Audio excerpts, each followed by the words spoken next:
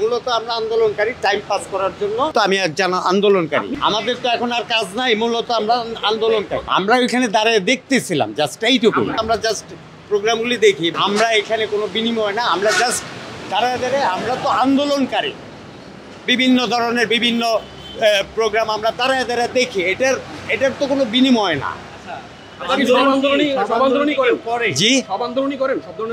আমরা সব আন্দোলনই দেখি, ওনারা আন্দোলন করতেছে এটাও দেখি, যেহেতু আমি একজন আন্দোলনকারী। আমার আন্দোলনগুলি আমরা পুলিশ সুপার এবং এই ডিসি সাহেবের কাছে আমরা অভিযোগগুলি করেছি, যার কাগজ ওই কপিটা আছে। আমরা 10-15 জন কে কি করলো সেটা তো বড় কথা না, আমি আন্দোলনকারী। এই যে দেখেন ঢাকা জেলা ডিসি সাহেবের কাছে অভিযোগ করে আগে বললেন যে টাইম পাস করার জন্য আন্দোলন করে। আমরা অনেক সময় টাইম পাস করার জন্য কেউ আন্দোলন করে না, অনেক সময় আমরা বিভিন্ন প্রোগ্রামগুলি দেখি মানে একসাথে। তো মনে করেন আমরা তো আপনাদেরকে দেখলাম প্রোগ্রামের ভিতরে, আমরা বিভিন্ন প্রোগ্রাম আসে আমরা দেখি। দেখা তো আর ভিতরে গিয়ে দর্শক সারি ভিন্ন, এই দেখার বিনিময়ে আপনারা কি নেন? আমি কিচ্ছু নেই না। আপনার ইনকামটা কি? আমার আয়ের উৎসটা কি? আপনারা জানেন যে জাতীয় প্রেস ক্লাবে যারা আসে তারা অনেক অসহায় এবং নির্যাতিত মানুষগুলি আসে।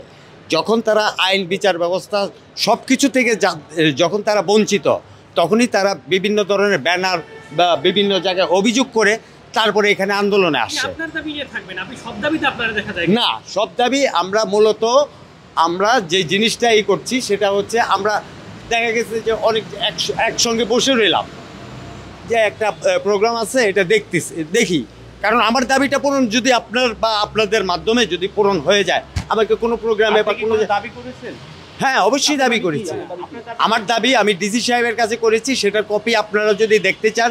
শুধু তাই নয়, ডক্টর মোহাম্মদ ইউনূস স্যারের কাছে একই দাবি করেছি যে আমার বিগত ওনাদের যে আজকের যে দাবিটা সেটা যৌক্তিক না অযৌক্তিক সেটা কি আপনি জানেন? আমি তো আমাকে কোনো কথা বলতে দেখছেন?